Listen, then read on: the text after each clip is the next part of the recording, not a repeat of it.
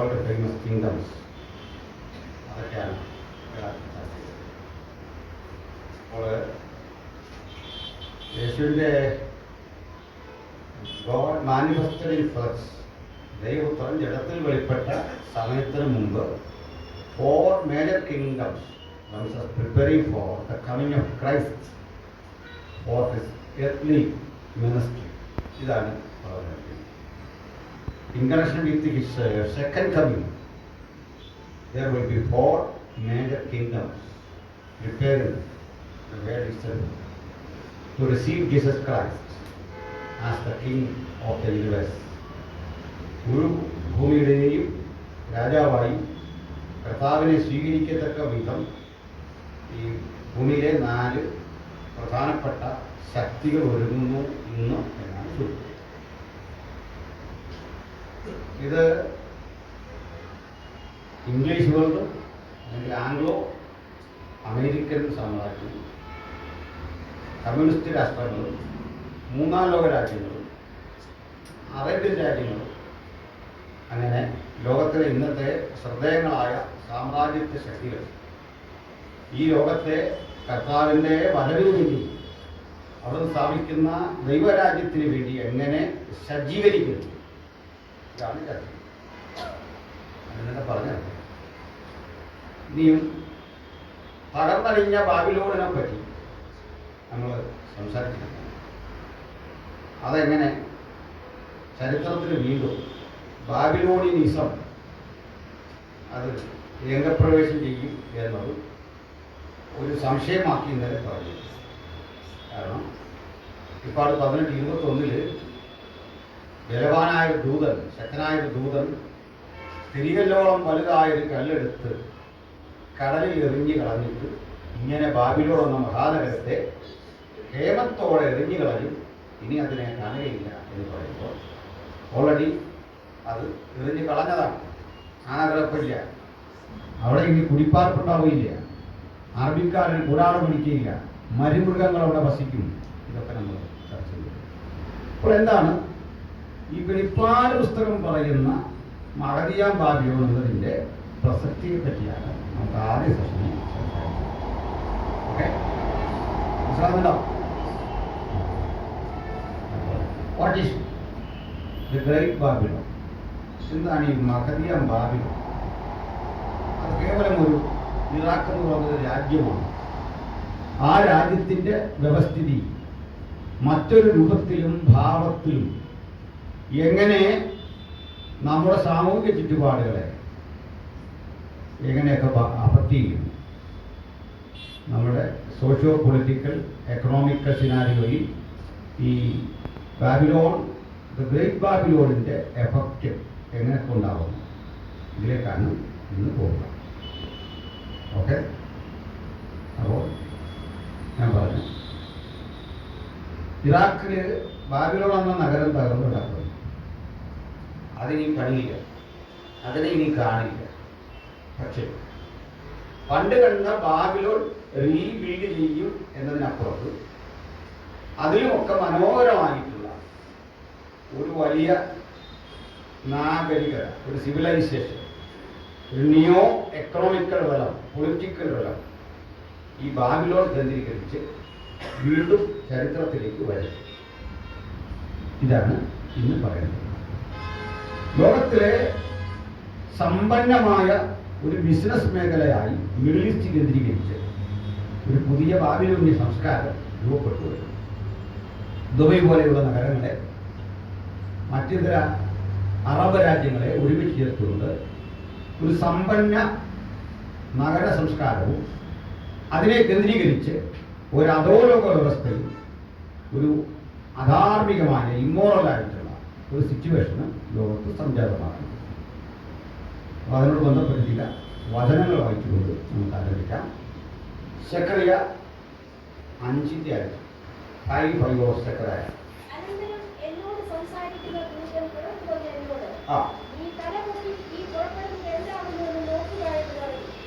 സെക്കറിയ ഒരു വിചിത്ര ദർശനം കാണുക. നീ പുറത്തു വന്ന എന്താണ് ഇവിടെ സംഭവിക്കുന്നത്, വാട്ട്സ് ഗോയിങ് ഓൺ ഹിയർ നീ എന്താ ഇവിടെ കാണുന്നത് അത് ഒന്ന് നോക്കുക.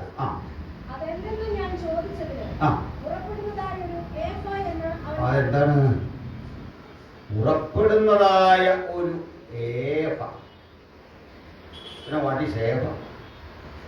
എന്താണ് ഈ ഏഫ? അറിയോ? വിചിത്രമായി തോന്നല്ലേ? കന്നാലിയാണോ ആടാണോ പശുവാണോ? എന്താണ് ഈ ഏഫ? ഏഫ എന്നത് ഒരു അളവ് പാത്രമാണ്. നമ്മുടെ നാട്ടിലൊക്കെ പറഞ്ഞത് നെല്ലളക്കുന്ന പറ എന്ന് പറയുന്നു. പറ രണ്ട് കൊടുത്തുകൊണ്ടുള്ള പറ. അപ്പോൾ ഒരു പറ തന്നെയാണ് ഒരേപ.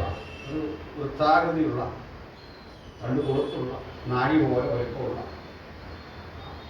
അതിൽ ധാന്യമടക്കാം, കോൺസ് ആൻഡ് എന്താ പറയുക, ദ്രാവകങ്ങളടക്കാം, ഓയിലും വൈനും ഒക്കെ ഇങ്ങനെയുള്ള ഒരു അളവ് പാത്രം, വലിപ്പമുള്ളതാണ്. ഒരളവ് പാത്രം പറന്നു പോകുന്നത് കണ്ടു.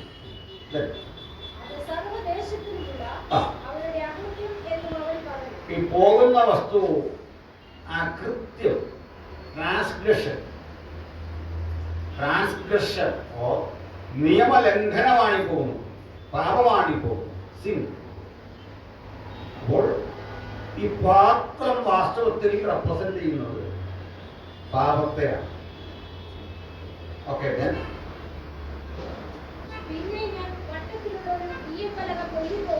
അത് ഈ പാത്രത്തിന്റെ അടപ്പാണ്.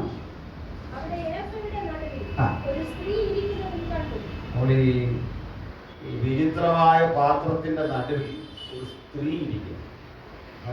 ഇതൊരു സ്വപ്നമാണ് നോക്കി. ഒരു ഏഭ എന്ന പാത്രം പോകുന്നു. ആ പാത്രം അകൃത്യമാണ്, പാപമാണ്, മ്ലേച്ഛതയാണ്. അതിനകത്ത് ഒരു സ്ത്രീ ഇരിക്കുന്നു. അതെന്താണ്? അത് വിക്കറ്റ് ആയിട്ടുള്ള, വളരെ ക്രൂവലായിട്ടുള്ള ഒരു സ്ത്രീ, ആക്രമണകാരിയായ ഒരു സ്ത്രീയാണ്. ദുഷ്ടത ഇരിക്കുന്ന പാത്രമാകട്ടെ ഒരളവ് പാത്രമാണ്, യാതൊരു മയവും ഇല്ലാത്ത ഏർപ്പാടാണ്, തിന്മയാണ് അതിന്റെ മറ്റൊരു സവിശേഷത. പിന്നെ അപ്പൊ ഈ മാലാഖ എന്ത് ചെയ്തു? ആ ദൂതൻ, ഏഞ്ചൽ എന്താ ചെയ്ത്? ഈ സ്ത്രീയെ ഏവയുടെ ഉള്ളിലാക്കി ഈയപ്പലക കൊണ്ട് അടച്ചു. പിന്നെ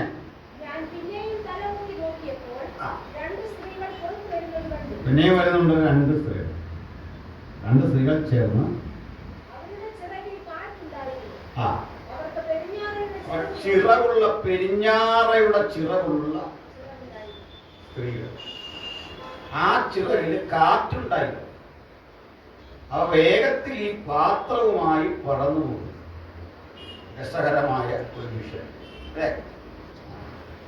കൗതുകരമായി തോന്നും. അപ്പോൾ എന്തായിരിക്കും ഇത്? അത് let's just ask them to the angel and he will interpret what is it. Okay, right.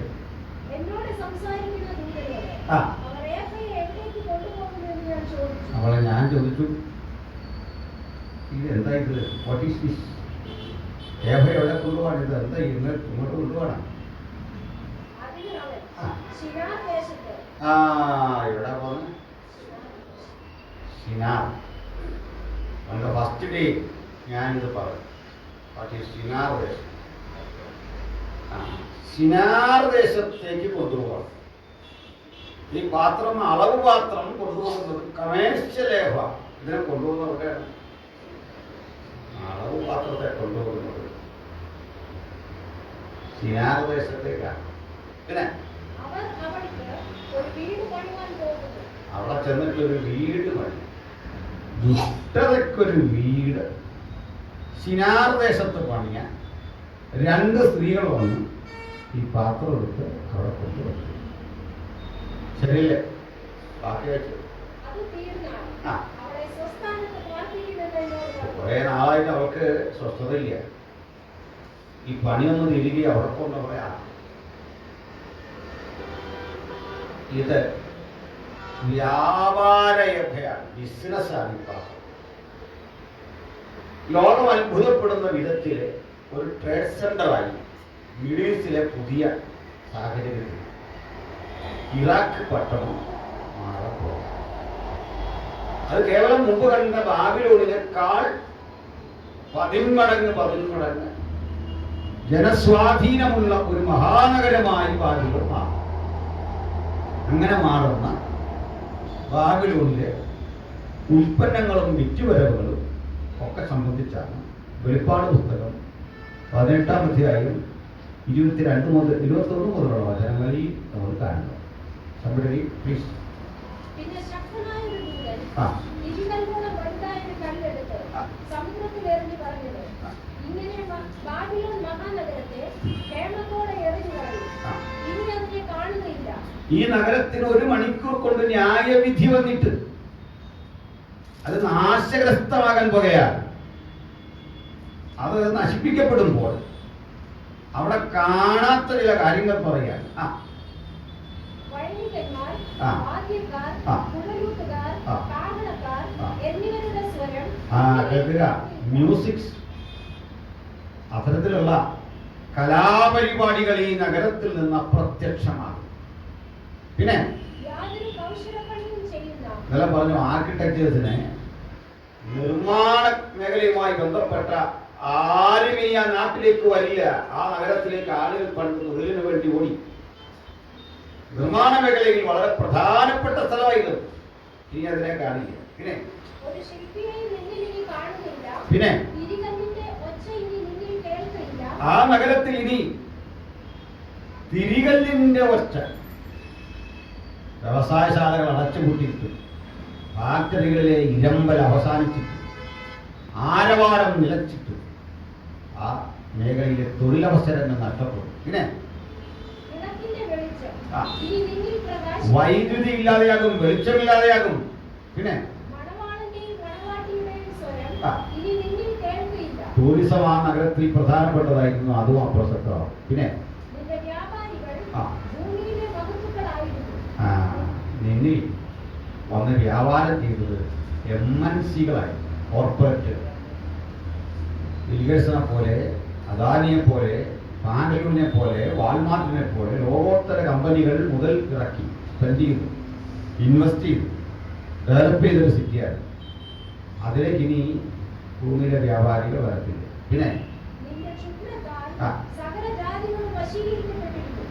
നാശമാണ് ഈ കാര്യം. അവിടെ വിറ്റഴിക്കുന്ന ഉൽപ്പന്നങ്ങളെ പറ്റി കൂടി ഒന്ന് പഠിക്കാം. 21-ന്റെ 10 മുതൽ.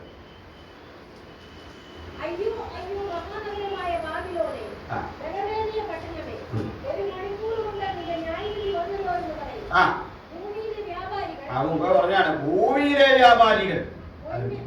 ഭൂമിയിലെ വ്യാപാരികൾ എന്നുള്ള സാധാരണ മനുഷ്യന് പറ്റില്ലാത്ത വലിയ വൻകിട കോർപ്പറേറ്റുകൾ മാത്രം പണിയെടുത്ത് ഡെവലപ്പ് ചെയ്ത സിറ്റിയാണ് MNC-കൾ. പിന്നെ പൊന്ന്, വെള്ളി, രത്നം, ആ. മുത്ത്, അത്രയും നേരിയ നിർത്തട്ടെ. പൊന്ന, വെള്ളി, രത്നം, മുത്ത്, ലോകത്തിലെ തന്നെ ഏറ്റവും വിലപിടിപ്പുള്ള ജുവൽസ് വിൽക്കുന്ന മേഖലയായിട്ട് അത് മാറും. പൊന്നും വെള്ളിയും രത്നവും മുത്തും. അപ്പോൾ ഏറ്റവും നല്ല ജുവലറികൾ ഇറാഖിലെ ഇത്തരം കച്ചവട കേന്ദ്രങ്ങളിൽ നിന്ന് വിപണിയിലേക്ക് എത്തുമ്പോൾ പ്രാദേശിക കടകൾ, പ്രാദേശിക വ്യാപാരികൾ കൂട്ടിക്കെട്ടും. ഇതങ്ങനെ എന്നൊക്കെ ആളുകൾക്ക് പണ്ട് സംശയം ഉണ്ടായിരുന്നു, ഇപ്പോൾ സംശയിക്കണ്ട. പണ്ട് ഞാൻ 10-15 കൊല്ലം മുമ്പ് വസായിലൊക്കെ വന്നിത് പറഞ്ഞിട്ടുള്ള വീഡിയോകളുണ്ട്. അന്നിത്രയും പ്രശ്നമില്ല. കാരണം ഇന്ന് നമ്മുടെ ട്രേഡും ബിസിനസ്സിൻ്റെ ഒക്കെ രൂപം മാറി, ഡിജിറ്റലായി. ഇല്ലേ? ഡിജിറ്റലാകുമ്പോൾ ഒത്തിരി ഗുണങ്ങളാണ്. നമുക്ക് നേരിട്ട് കടയിൽ നിന്ന് കിട്ടുന്ന പല കടമ്പകൾ ഇറങ്ങി വരുമ്പോൾ കിട്ടുന്ന കമ്മീഷനൊക്കെ നമുക്ക് ഉപഭോക്താവിന് ലാഭമാകും. മാത്രമല്ല, ലോൺ വേണമെങ്കിൽ ആളിനെ വെരിഫൈ ചെയ്യാൻ, ഇയാളുടെ പശ്ചാത്തലമൊക്കെ അറിയാൻ ഡിജിറ്റലായ സൗകര്യം. നമുക്ക് ലോൺ തരാമോ, സിവിൽ സ്കോറൊക്കെ നോക്കി ലോൺ തരുന്ന വിധത്തിലേക്ക് കമ്പനികൾ വളർന്നു. ഇതൊന്നും ആവശ്യപ്പെടാതെ തരുന്ന വിധത്തിലേക്ക് കമ്പനികൾ വളർന്നു. അപ്പോൾ നമ്മുടെ കടയിൽ പോയി ഇത് വാങ്ങുന്നതിനേക്കാൾ നല്ല ഉൽപ്പന്നം, വില കുറവ്, ഗ്യാരണ്ടി ഇതെല്ലാം കിട്ടുന്ന തരത്തിലേക്ക് വരുമ്പോൾ പ്രാദേശിക കച്ചവടശാലകൾ പൊട്ടിയിട്ട് എല്ലാ വ്യാപാരങ്ങളും 666-ലൂടെ കൈകാര്യം ചെയ്യത്തക്ക വിധത്തിലേക്ക് കാര്യങ്ങൾ എത്തും. അപ്പോൾ ഡിജിറ്റലാണ് ഇനിയുള്ള വ്യാപാരം. ഇനിയുള്ളതെന്നല്ല, ഇപ്പോഴങ്ങനെ ആയിക്കഴിഞ്ഞു അല്ലേ. ഒരു 20% അത്ര എത്തിക്കഴിഞ്ഞു. ഇനി അത് മുകളിലേക്ക് കുതിക്കാൻ നേരം അധികമില്ല. കാലം അതിനു വേണ്ടി ഒരുക്കി കഴിഞ്ഞു. പിന്നെ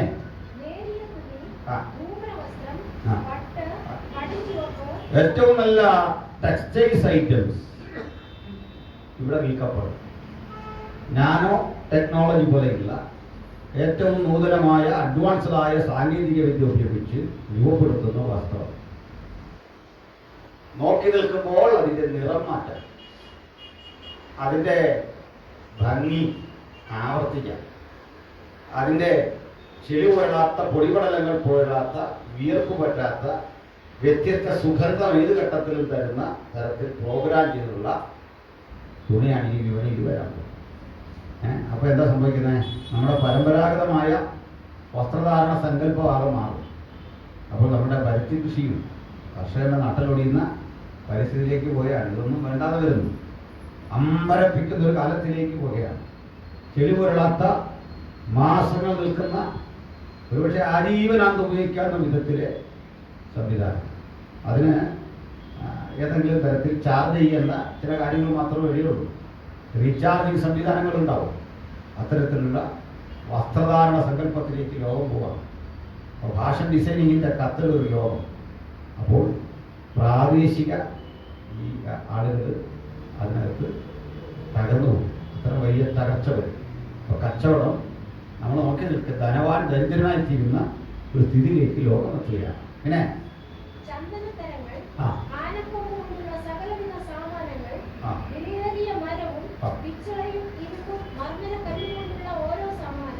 ഇന്റീരിയൽ ഡെക്കറേഷന് വേണ്ടതും കൺസ്ട്രക്ഷന് വേണ്ടതുമായ മെറ്റീരിയലാണ് ഇരുമ്പും മർമ്മരക്കല്ലും ചന്ദനത്തടികളും ഒക്കെ കൊണ്ടുള്ള ആ സംവിധാനം. ഇവിടെയൊന്നും അത്ര ശക്തമല്ലെങ്കിൽ ഗൾഫ് രാജ്യങ്ങളിൽ വലിയ ഡിമാൻഡാണ്. ഇന്ത്യയിൽ വലിയൊരു ബിസിനസ്സാണ്. ഇവിടെ അത്രയൊന്നും ശക്തമായിട്ടുണ്ട്. ചില വൻകിട കമ്പനികളുണ്ടാവും. വാനക്കൊമ്പ്, ചന്ദനത്തരങ്ങൾ ഇതൊക്കെ കൊണ്ട് ഉള്ള ഉൽപ്പന്നങ്ങൾ ആ നഗരത്തിൽ വിറ്റഴിച്ചിരുന്നു. ഇനി അതിനെ ആരും വാങ്ങുകയില്ല. പിന്നെ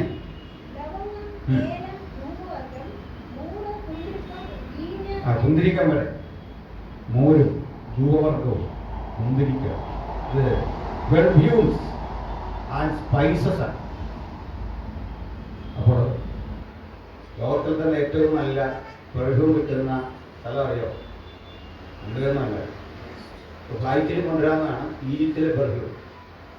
കാരണം നേരെ പൂക്കളിൽ നിന്നെടുക്കുന്നതാണ്, ആൽക്കഹോളിക് അല്ല, അല്ലെങ്കിൽ മറ്റേ പെട്രോളിയം ഉൽപ്പന്നങ്ങളിൽ നിന്ന് എടുക്കുന്നതല്ല. നമ്മുടെ പെർഫ്യൂമൊക്കെ പെട്രോളിയത്തിൽ നിന്ന് എടുക്കുന്നതാണ് മിക്കവാറും. അത് തീവ്രി അല്ലെ ആൽക്കഹോൾ മിക്സഡാണ്. ഇതങ്ങനെയല്ല. ഈജിപ്തിൽ ശരിക്കും പൂക്കൾ കൃഷി ചെയ്ത് അതിൽ തന്നെ എടുക്കുന്ന പെർഫ്യൂം ഫ്ലൈറ്റിൽ കൊണ്ടുവരാൻ നിയമസഭയില്ല, ഹാൻഡ് ബാഗിലൊക്കെ കൊണ്ടുവരാം. അപ്പോൾ വില കൂടുതലാണ്. ഇത്തരം പെർഫ്യൂമുകൾക്ക് ഇനി എന്തോ പൂക്കളിൽ നടത്തുമെന്ന് പറഞ്ഞാലും നിശ്ചിത സമയം കഴിഞ്ഞാൽ അതിന് വലിയ കരുതൊന്നും ഉണ്ടാവും അല്ലേ? അന്നേരത്തേക്കുള്ളൊരു സുഖമൊക്കെ. പക്ഷേ ആഴ്ചകൾ നിന്നു നിൽക്കുന്ന വ്യത്യസ്ത സുഗന്ധം കിട്ടുന്ന ഉൽപ്പന്നം, ഇതാണ് ഇനി വിപണിയിൽ വരാൻ പോകുന്നത്.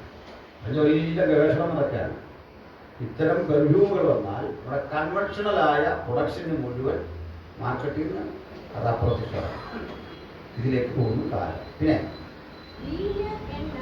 മദ്യം, വീഞ്ഞ്, മദ്യത്തിൻ്റെയും മരുന്നുകളുടെയും വിപണിയാണ്. ആരോഗ്യത്തെക്കുറിച്ചും ചികിത്സയെക്കുറിച്ചുമുള്ള കൺസെപ്റ്റ് മാറുകയാണ് അല്ലേ? അതും ഡിജിറ്റലായി കഴിയും. ഈ ഡോക്ടർ നമ്മളിന്ന് കഷ്ടപ്പെട്ട് മക്കളൊക്കെ പഠിക്കുന്നു. പക്ഷെ വരാനിരിക്കുന്ന ഒരു കാലത്ത് റോബോട്ടുകളോ AI സംവിധാനങ്ങൾ വഴിയോ രോഗം നിർണ്ണയിച്ച് വളരെ വേഗത്തിൽ നമുക്ക് അനുദിന ജീവിതം കരുപിടിക്കാൻ കഴിയുന്ന വിധത്തിലേക്ക് കാലം മാറുകയാണ്. കൺസെപ്റ്റ് മാറുന്നു, രീതികൾ മാറും. കൺവെൻഷണലായ ആ സിസ്റ്റം തന്നെ അങ്ങ് മാറുന്നു. മാറിയിട്ട് വൈൻ, ആ വൈനെ കുറിച്ചുള്ള സങ്കല്പമാണ് പറയുന്നത്. മദ്യം ഒരു തവണ കുടിക്കുന്ന ഒരാൾ അയാൾക്കൊരു അല്പനിമിഷത്തോട് 3-2 മിനിറ്റിനുള്ളിൽ ഇൻടോക്സിക്കേറ്റഡ് ആകും. പിന്നെ അതൊക്കെ വിളിച്ചൊക്കെ പറയും അല്ലേ? എന്നാൽ അത് കുറേ നേരത്തിനുള്ളിൽ അതൊക്കെ മാറും. എന്നാൽ ഒരു തവണ കഴിച്ചാൽ മാറാതെ നിൽക്കുന്ന എന്താ പറയുക, ആ ഫീലിംഗ് ഒന്നും മാറാതെ നിൽക്കുന്ന തരത്തിലേ മദ്യം ഇതിൻ്റെ വിപണി ശക്തിപ്പെടും. ഓക്കെ, അതിൻ്റെയും മദ്യം ഒരു വലിയ വ്യവസായമാണ്. ഒത്തിരി മനുഷ്യർ അതുകൊണ്ട് ജീവിക്കുന്നുണ്ട് ഇതൊക്കെ പറയുന്നത്. അപ്പോൾ അതൊക്കെ മാറിയിട്ട് സ്ഥിതിഗതികൾ മാറും അല്ലേ, സ്ഥിതിഗതികളങ്ങ് മാറും. അതും പരമ്പരാഗതമായ മദ്യ നിർമ്മാണ സങ്കല്പങ്ങൾ മാറി ഒരു തവണ കഴിച്ചാൽ ആഴ്ചകൾ നീണ്ടു നിൽക്കുന്ന തരത്തിലേക്ക് അതിൻ്റെ ലഹരി അങ്ങനെ അഭിറ്റിക്കും. പിന്നെ വീഞ്ഞ് കഴിഞ്ഞ എണ്ണ വായിച്ചില്ല. എണ്ണ ഇന്ധനത്തിൻ്റെ പ്രതീകമാണ്. ഇന്ധനത്തെക്കുറിച്ചുള്ള സങ്കല്പങ്ങളും മാറും. സോളാറും ഇതൊക്കെ വരുന്നു എന്നൊക്കെ പറഞ്ഞാൽ ഇന്ധനം അപ്പോഴും ആവശ്യമുണ്ട് ചില മേഖലകളിലേക്ക്. ഇന്ധന വിപണി ശക്തിപ്പെടും. പിന്നെ നേരിയ മാവ് ഗോതമ്പ് എന്നൊക്കെ പറയുന്നത് ഇന്ന് ഭക്ഷ്യവസ്തുക്കൾ എന്ന് പറയുന്നത് നമ്മുടെ മുമ്പ് ധരിച്ച രീതിയിൽ നിന്നൊക്കെ മാറി. ഗ്രിഗർ മെൻഡൽ എന്നറിയപ്പെടുന്ന ജനിതക ശാസ്ത്രത്തിൻ്റെ പിതാവ്, അദ്ദേഹം നമുക്ക് മുമ്പിൽ വെച്ച ശാസ്ത്ര സാങ്കേതിക വിദ്യയുടെ പരിണിതഫലമായിട്ടാണ് കൂടുതൽ പ്രൊഡക്ഷൻ തരുന്ന, ക്വാളിറ്റി തരുന്ന ഉൽപ്പന്നങ്ങളുടെ ഗവേഷണം ഉണ്ടായത് അല്ലേ. അപ്പോൾ ഇതിൽ നിന്ന് കുറേ കൂടെ അതിൻ്റെ ചിന്താധാര മാറി. ടേസ്റ്റ് കൂടുതലുള്ള, ശരീരത്തിന് രോഗമൊന്നും ഉണ്ടാകാത്ത ആരോഗ്യദായകമായ ഭക്ഷ്യവസ്തുക്കൾ. നമ്മളെന്നിവിടെ കേൾക്കുന്ന പല പ്രചാരവേലകളും തെറ്റാണ്.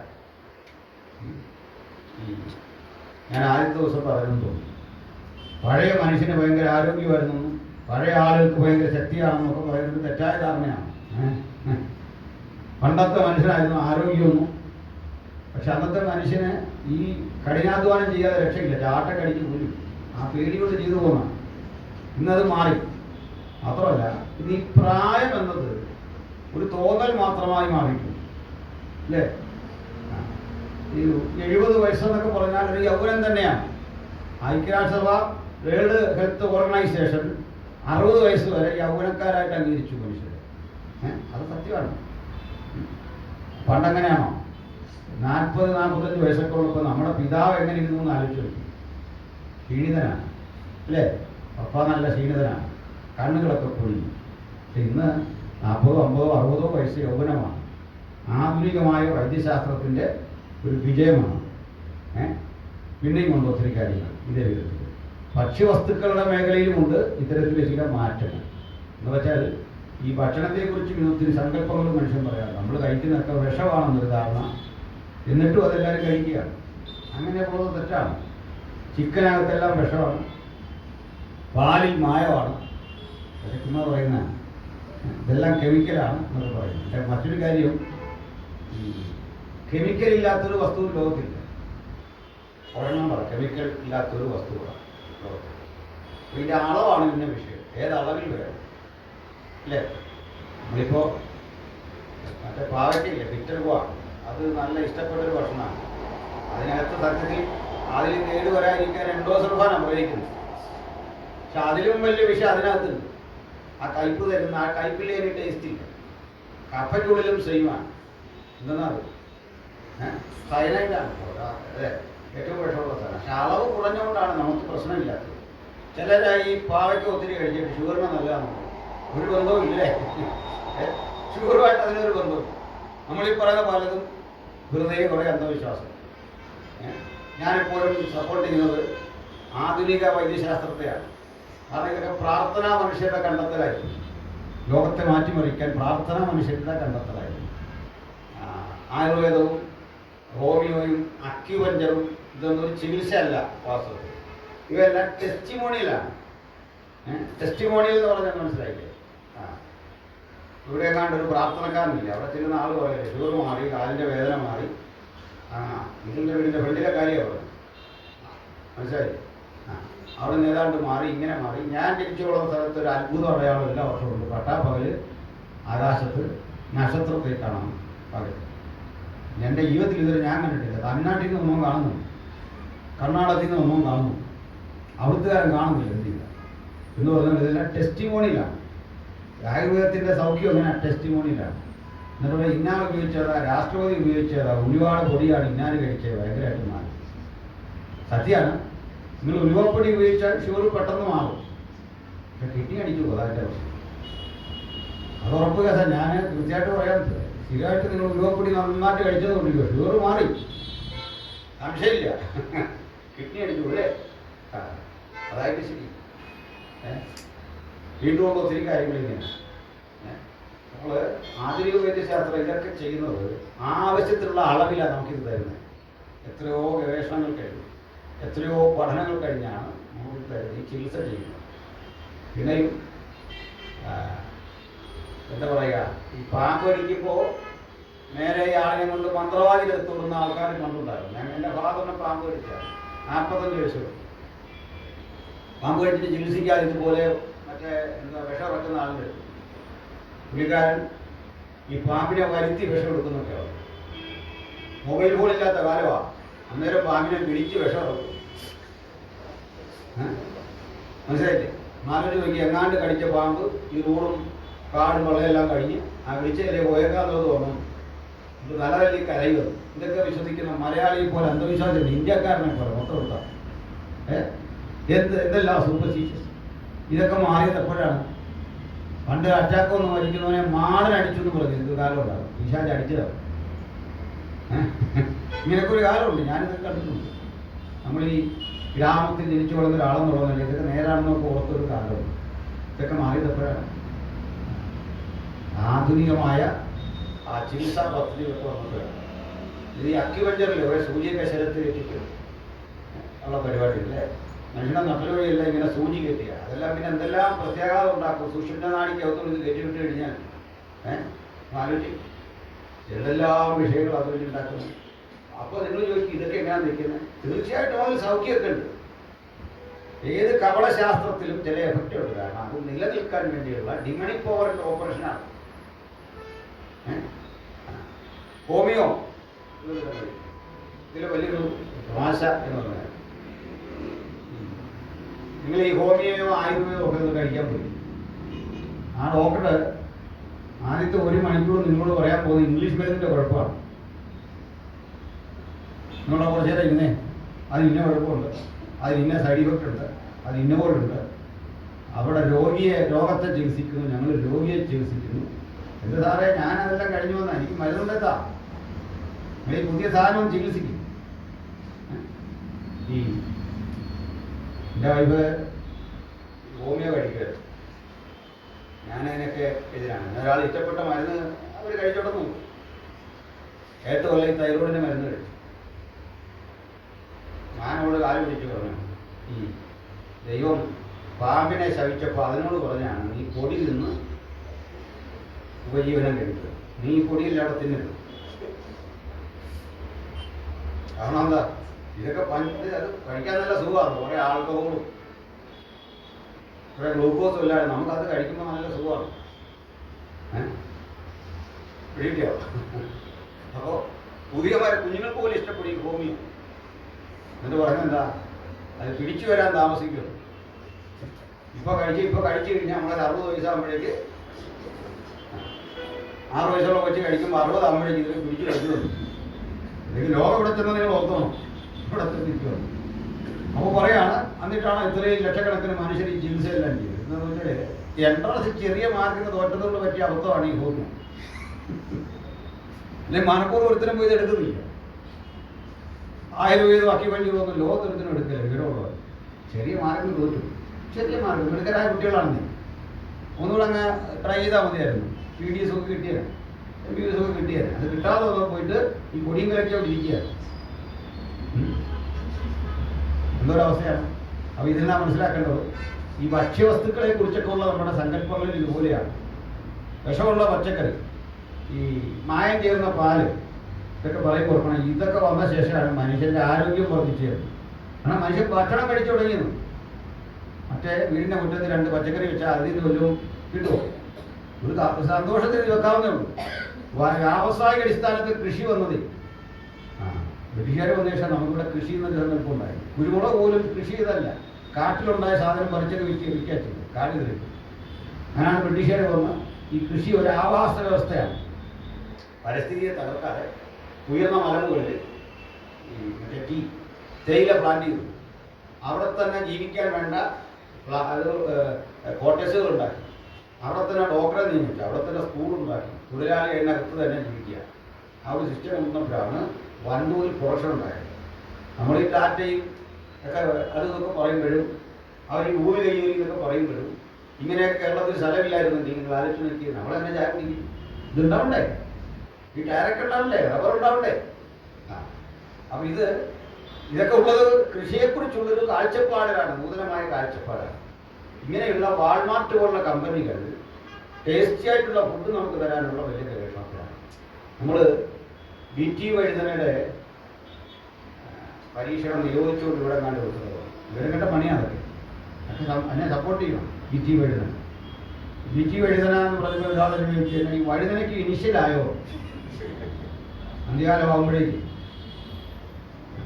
എന്തോ അത് ജനിതഘടനയ്ക്ക് മാറ്റം വരുത്തുക. ഒരു വഴുതന ചീഞ്ഞഴുകാൻ കാരണമായ അതിൻ്റെ റീസണെ ചികിത്സിച്ച് ആ വിത്തിൽ തന്നെ പ്രോഗ്രാം ചെയ്യുക. മനസ്സിലായില്ലേ? അപ്പോൾ പിന്നെ ആ കേട് വരത്തില്ല. അപ്പോൾ അങ്ങനെയുള്ള ഉൽപ്പന്നങ്ങൾ വന്നു കഴിയുമ്പോൾ നിങ്ങൾ നട്ടുവെക്കുന്ന വഴുതന വെച്ചുപിടിക്കാതെ. കാരണം എന്താ, അത് പകുതി പ്രാണികൾ കുത്തിപ്പോവും, ഇത്രയും ടേസ്റ്റ് ഉണ്ടാവില്ല, ഇത്രയും നാൾ ഈട് നിൽക്കത്തില്ല. ഇതാണ് അതിൻ്റെ പ്രത്യേകത. അപ്പോൾ ജനിതഘടനയ്ക്ക് മാറ്റം വരുത്തിക്കൊണ്ട് ടേസ്റ്റ് കൂടുതലുള്ള, ആരോഗ്യം കൂടുതൽ തരുന്ന ഒരു ആഹാര സങ്കല്പത്തിലേക്ക് ലോകം പോകും. പക്ഷേ ഇത് ഇറാഖ് പോലെയുള്ള സ്ഥലങ്ങളിൽ കേന്ദ്രീകരിച്ചുണ്ടാകുന്ന ഇത്തരം വിപണി പെട്ടെന്ന് സ്തംഭിക്കും. ആ പരാജയം ഞാൻ പറഞ്ഞില്ല, അത് പിന്നെ പറഞ്ഞു. വായിച്ചു. കന്നുകാലി മാംസത്തിന്റെ വിപണി, ആടും കന്നുകാലിയും മാംസത്തിന്റെ വിപണിയാണ്. ഒപ്പം പാലുൽപ്പന്നങ്ങളും പാലും അല്ലേ, ഇതിൻ്റെയൊക്കെ വിപണി.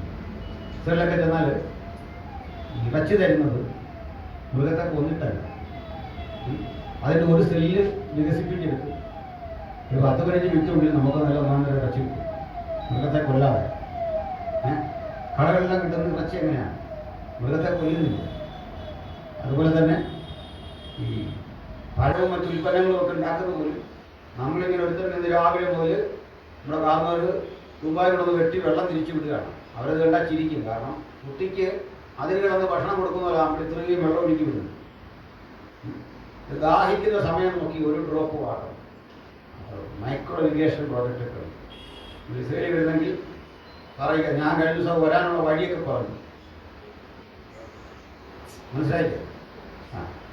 ഈ പോകാമെന്ന് പറഞ്ഞാൽ എൻ്റെ കൂടെ വരാനില്ല. എനിക്ക് എന്താ പറയുക, ഏജൻസി ഒന്നുമില്ല. എന്നെ ഇങ്ങനെ ആളുകൾ എക്സ്പ്ലെയിൻ ചെയ്യാൻ വിളിക്കുന്നു. പലരും വിളിക്കാറുണ്ട്, പല ടീമുകൾ വിളിക്കാറുണ്ട്. ഇവിടുത്തെ ഈ കാര്യങ്ങൾ പറയാം. ഗൈഡല്ല, ഗൈഡ് അവിടെ ഉണ്ട്, ലൈസൻസ് ഗൈഡ്. പക്ഷേ ഇവർ ഈ കൊണ്ടുപോകുന്ന സ്ഥലമൊന്നും കറക്റ്റായിരിക്കില്ല. ഇവിടുന്ന് ആളുകൾ പോയി കണ്ടേച്ച് വന്നിട്ട് പറയും സൂപ്പർ ആരെന്ന് പറയും. കേട്ട് വരും മനസ്സിലാകില്ല, യഥാർത്ഥ സ്ഥലത്തല്ല പോയത്, ഗൈഡ് പറ്റിക്കുന്ന. നമുക്കിത് കേട്ടും പറയാം. അപ്പോൾ നമ്മൾ തന്നെ പ്രോഗ്രാം ചെയ്യും, ഇതിലേ പോകണം അതിലേ പോകണമെന്നൊക്കെ പറയും. അവർ പറയുന്നവരെ പോകരുത്. അങ്ങനെയുള്ള സുവിധാനം ഈ മുംബൈയിലൊക്കെ എൻ്റെ കൂടെ ഒത്തിരി പേര് പറഞ്ഞിട്ടുണ്ട്. അപ്പോൾ പറഞ്ഞത് ഈ സ്ഥലങ്ങൾ ഹിസ്റ്റോറിക്കൽ ഇമ്പോർട്ടൻസ് ഉള്ള സ്ഥലങ്ങളാണ്. അതിന് നമ്മളെ കൊണ്ട് നടത്തിട്ട് പറയും പത്രോസ് ഇവിടെ നിന്നാണ് തള്ളിപ്പറത്. ആർക്കെങ്ങനെ അറിയാം? ആർക്കെങ്ങനെ അറിയാം ഞാൻ ഇവിടെ ആയിരുന്നു? മനസ്സിലായില്ലേ? ഇതാണ് ഔസേപ്പ് പിതാവിൻ്റെ അദ്ദേഹം ഉപയോഗിച്ചിരുന്ന ഉളിയും കൊട്ടുവടിയൊക്കെ ഈ കിടക്കുന്ന പറയാണ്ട് കാണിക്കും. മനസ്സിലായില്ലേ? ഇതൊക്കെ ഈ കണ്ടിട്ട് വന്നതോടെ സൂപ്പറായിരുന്ന ആൾക്കാർ പറയും. എന്നാൽ 2000 വർഷം മുമ്പുള്ള കൊട്ടുവടിയൊക്കെ പണ്ടേ പോയി ഇന്ത്യക്കാനുള്ള സാമാന്യ അവിടെ ഗ്രോട്ടോ ചർച്ച് എന്ന് പറഞ്ഞൊരു സ്ഥാപനമുണ്ട്, ഗ്രോട്ടോ ചർച്ച്. അത് വലിയൊരു അർത്ഥനാശമാണ്. അവിടെ ഗ്രോട്ടോ ചർച്ച് എന്ന് പറയുന്നത് കർത്താവ് കുഞ്ഞാലിക്ക് ഈ ബ്രസ്റ്റ് ഫീഡിങ് മുല കുടിച്ച കർത്താവ് ഇങ്ങനെ ഛർദ്ദിച്ചു. കൊച്ചുകുട്ടികൾ അങ്ങനെ ചെയ്യല്ലോ. അതവിടെ വീണ് കിടന്നു. ആ വീണ് കിടന്ന് പാറയിൽ പതിഞ്ഞിട്ട് അത് ഇങ്ങനെ പൊടിയായിട്ട് കിടക്കുന്നു. അതിൻ്റെ മൈദ ആരണ്ട് പോയിട്ടിരുന്ന ഇതെല്ലാവരും കുപ്പിയിൽ അടച്ച് നമുക്ക് തരും. കൊള്ളപ്പോളാം 10 ഡോളറാണ്. എന്നാൽ സാമാന്യ ബുദ്ധിക്ക് മനസ്സിലാക്കണം 2000 വർഷമായിട്ടും അതെന്തോ ഛർദിയായിരുന്നു, പ്രളയമായിരുന്നു. നോകയുടെ പ്രളയം പോലെയായിരുന്നു. ഇത് സാധാരണഗതി ഇതിന് മേടിച്ചോണ്ട് വരും. കുട്ടികളില്ലാത്ത ദമ്പതികൾക്ക് അത് കഴിക്കണമെന്നാണ്. ഈ മൈദ എല്ലാം കൂടെ കലക്കി കൊടുത്ത് പിന്നെ അവിടുത്തെ മണ്ണ കല്ലൊക്കെ ഉണ്ട്.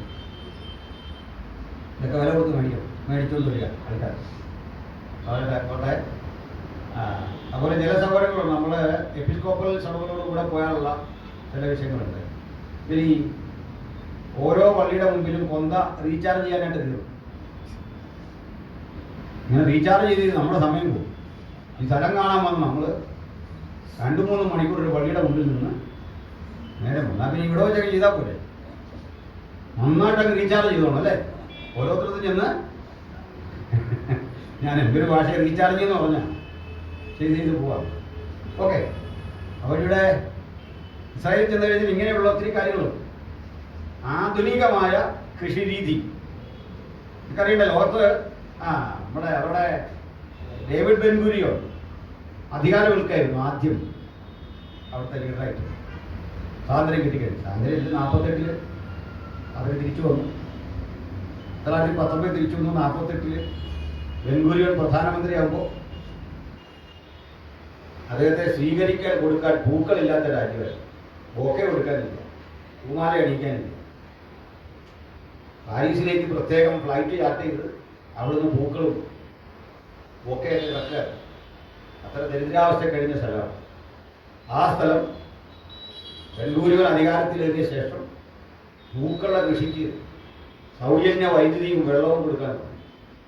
അങ്ങനെ ലോകത്ത് ഏറ്റവും അധികം പൂക്കൾ കയറ്റി അയക്കുന്ന രാജ്യങ്ങളിൽ ഒന്നായിട്ടുള്ള അവരുടെ വിപണി ബിസിനസ്സിൽ ഏറ്റവും പ്രധാനമാണ്.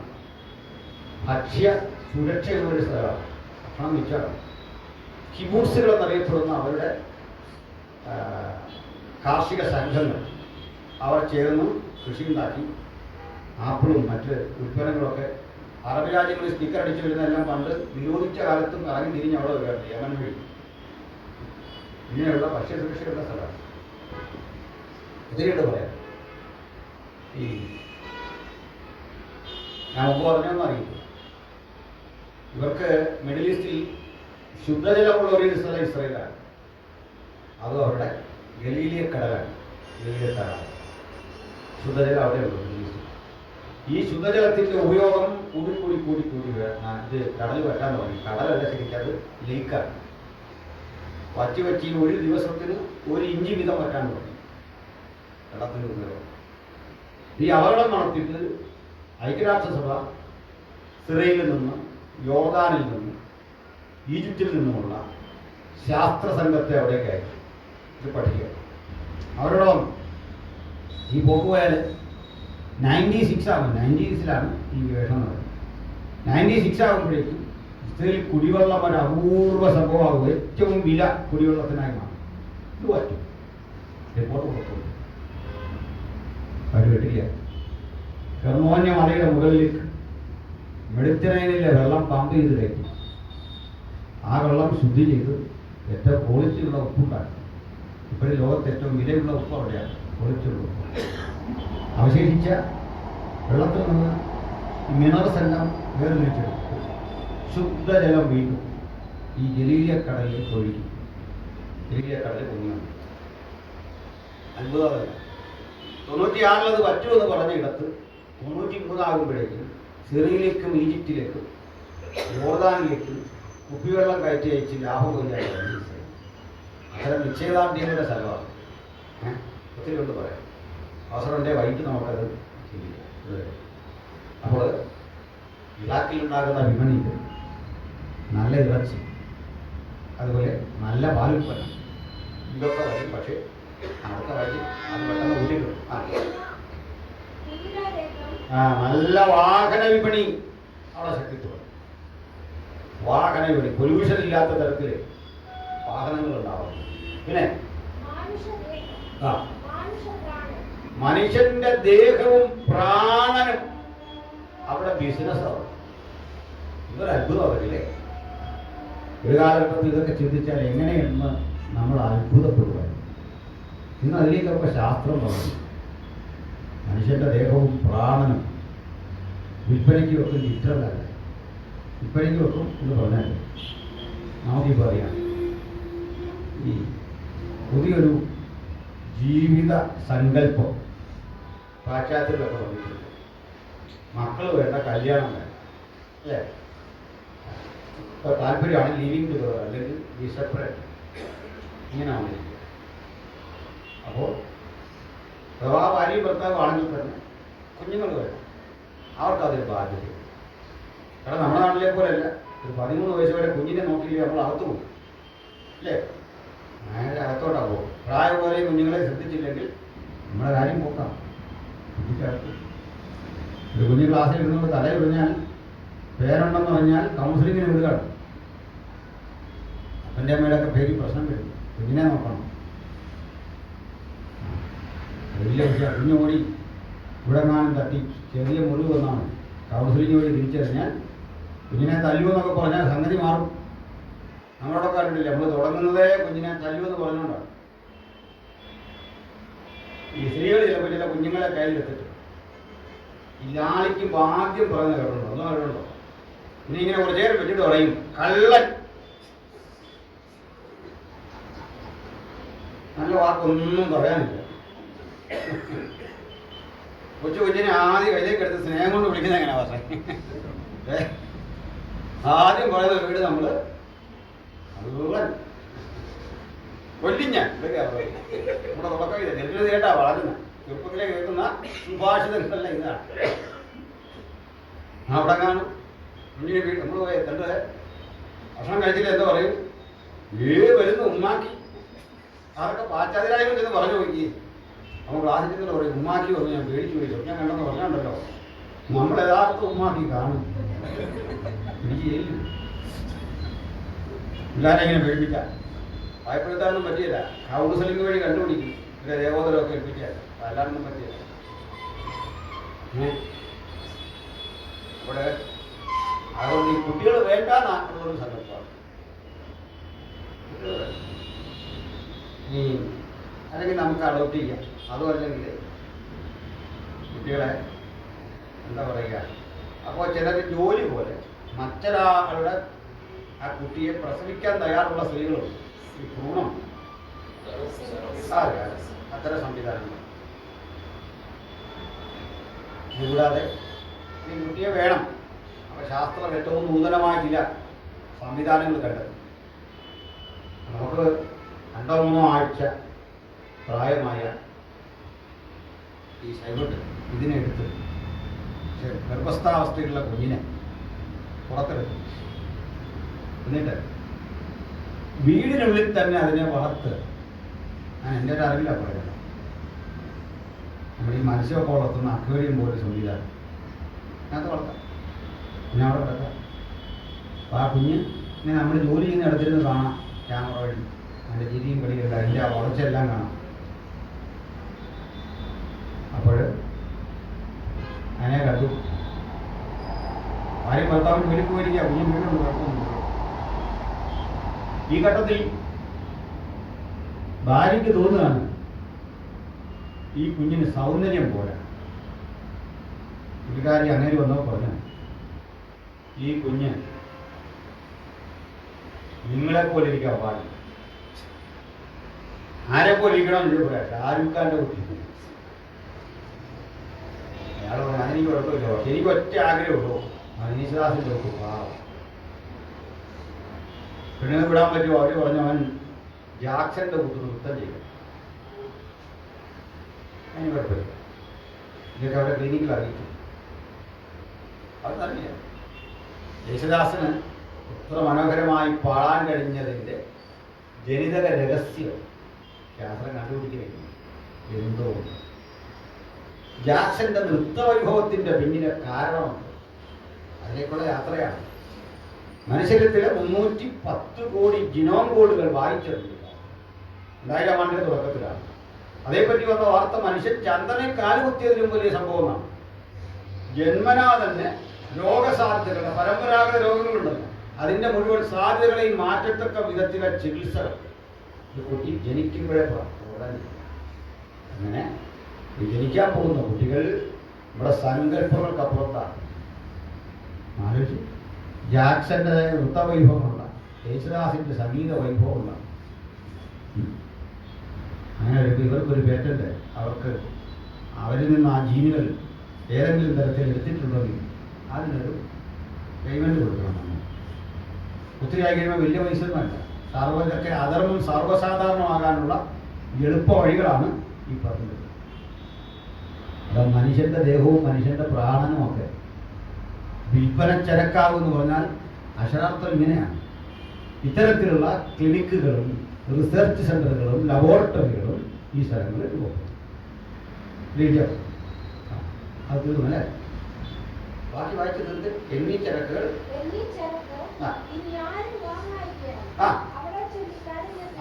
ഈ വിപണി സ്തംഭിക്കും. നോക്കി കാര്യം ഇങ്ങനെ കാണെങ്കിൽ ഇത് സ്തംഭിക്കും. മനുഷ്യജീവിതം പ്രതീക്ഷയ്ക്കപ്പുറത്തുള്ള ഒരു നിരാശയിലേക്ക് പോകുക. ആദ്യം ഒരു ഉത്സാഹം, അത് നിരാശയിലേക്ക് കൂപ്പുക. പിന്നെവിടാന്നിരിക്കുന്ന ദൈവമക്കൾ നമ്മളെല്ലാം കാലത്തിന് ഉചിതമായ വിധത്തിൽ മക്കൾക്ക് വിദ്യാഭ്യാസവും പുരോഗതിയും വരാൻ പ്രാർത്ഥിക്കുന്നവരാണ്. മക്കൾക്ക് നല്ല ഭാവി കിട്ടണം എന്നതുകൊണ്ട് എന്താണ് നമ്മൾ അർത്ഥമാക്കിയത്? എന്നോട് പറയാ, കുഞ്ഞിനൊരു നല്ല ഭാവി എന്താണ് അർത്ഥം? അമേരിക്ക ജോലിയുള്ള പയ്യനാണോ? അതുമല്ല, ഇനി ഒരു IT വിദഗ്ധനാണോ, എഞ്ചിനീയറാണോ, ഡോക്ടറാണോ? ഇങ്ങനെ കുറേ സങ്കല്പങ്ങളുണ്ട്. അത് ഏറ്റവും നല്ലതാണ്. പക്ഷെ എത്ര പേര് മക്കൾ നിത്യത കരകതമാക്കുന്നവരാണ്? ഇങ്ങനെ ഓർത്തിട്ട് മുമ്പ് പറഞ്ഞ യോഗ്യതകളൊക്കെ നോക്കിയാൽ ലോകമനുഷ്യരും ചെയ്തത്. അവരെത്രയോ ബന്ധങ്ങൾ വേർപിരിയുന്ന ലോകത്ത് സത്യസന്ധമായി ദൈവത്തെ വിളിക്കുന്ന നിലയിലേക്ക് എൻ്റെ മക്കൾ എത്തുന്നതാണ് ഒന്നാം സ്ഥാനത്തെന്ന് ചിന്തിക്കാൻ നമുക്കിന്ന് യോഗം പോകാൻ പറ്റും. നമ്മുടെ പ്രാർത്ഥന മുഴുവൻ മക്കൾ ദൈവമുള്ളവരായിരിക്കണം, മക്കൾ നിത്യതയുള്ളവരായിരിക്കണം. മക്കൾക്ക് നിത്യതയെക്കുറിച്ചുള്ള അവബോധം ഉണ്ടാകണം. ഏത് ജോലിയിലും അവരുടെ ആ മിഷൻ സ്പിരിറ്റ്, ക്രിസ്തുവിനെ കുറിച്ചുള്ള അവബോധം ഉള്ളിൽ നിന്ന് പോകാത്തവരായി ദൈവത്തിനായി നിൽക്കണം. അതിനുവേണ്ടി പ്രാർത്ഥിക്കണം. ബാക്കിയൊക്കെ പിന്നെ നമുക്ക് അങ്ങനെ ഒന്ന് പ്രാർത്ഥിച്ചു നോക്കാം. മക്കൾ ആത്മനിറവുള്ളവരായിരിക്കണം. കൃപാവരങ്ങളിൽ അവർക്ക് ദൈവം ആ നിലകളിൽ വരെ ഉപയോഗിക്കണം. അവരുടെ പ്രാർത്ഥനകളിലൂടെ ചില കുട്ടികൾക്ക് വിടുതലുണ്ടാവണം. ഇതിനൊക്കെയാണ് അല്ലേ? അവരെ ലാഭച്ചകളിൽ മാത്രം കണക്കിന്റെയും സമ്പത്തിന്റെയും ബാങ്ക് ബാലൻസിന്റെയും ആ വഴികളിലൂടെ തന്നെ മനസ്സ് പോകാതെ നമ്മുടെ മനസ്സ് മനുഷ്യത്വത്തിലേക്കൂടെ തിരിച്ചു പോകാം. രണ്ടിടത്തേക്ക്, ദൈവത്തിലേക്കും മനുഷ്യരിലേക്കും തിരിച്ചു വെക്കുമ്പോഴേ ജോലിയിൽ ആത്മാർത്ഥത ഉണ്ടാവും. ആർത്തി നഷ്ടപ്പെടുന്നവരായി, പണത്തോട് താല്പര്യം ഇല്ലാത്തവരായി, ആ വിധത്തിലൊക്കെയാണ് തലമുറയെ പരിശീലിപ്പിക്കേണ്ടത്. നമ്മൾ ചിലപ്പോഴൊക്കെ അറിയാതെ ഭൗതികവാദികളാകും. എങ്ങനെ പണം ആർജിക്കാം എന്നതിലേക്ക് മാത്രം കുട്ടികളെ പ്രൊമോട്ട് ചെയ്ത് വിടുമ്പോൾ നമ്മുടെ മനസ്സിൽ നിന്ന് ദൈവാവബോധം നഷ്ടപ്പെടും. ദൈവികമായ സത്യസന്ധത അവരെ ഉള്ളിൽ ഉദ്ദീപിപ്പിക്കാനാണ് ഭക്തൻ പ്രാർത്ഥിക്കേണ്ടത്. ഒരു ഹല്ലേലൂയ. എന്നല്ലേ? അപ്പൊ നമുക്ക് ഈ നഗരത്തിന്റെ തിരിച്ചുവരവൊക്കെ മനസ്സിലായില്ലേ? ഇനിയുള്ള കാര്യമൊക്കെ വളരെ എളുപ്പമാണ്. ഇപ്പോൾ വായന ഇവിടെ വരെയുള്ള അല്പം കട്ടിയായിട്ടൊക്കെ ഉള്ള കാര്യം. ഇതിൽ ഈ ഓർഡറിൽ കാര്യങ്ങൾ പഠിച്ചോ? ഏകദേശം അത് വായിച്ചാലേ ബാക്കിയൊക്കെ മനസ്സിലാവുള്ളൂ. വിശേഷിച്ച് 2-3 പുസ്തകങ്ങൾ വായിക്കണം. നിരന്തരമായ പഠനങ്ങൾ വഴിയേ അത് ഗ്രഹിക്കാൻ പറ്റുള്ളൂ. ഇനി പോകേണ്ടത് ഈ 4 മുദ്രകളെ നമ്മൾ പറഞ്ഞു. ബാക്കി 6 മുദ്രകളുണ്ട്. ബാക്കി 3 മുദ്രകളുണ്ട് അല്ലേ? 5-ാം മുദ്ര പൊട്ടിച്ചപ്പോൾ അറുക്കപ്പെട്ടവരുടെ ആത്മാക്കളെ യാഗപീഠത്തിൽ നീക്കി കണ്ടു.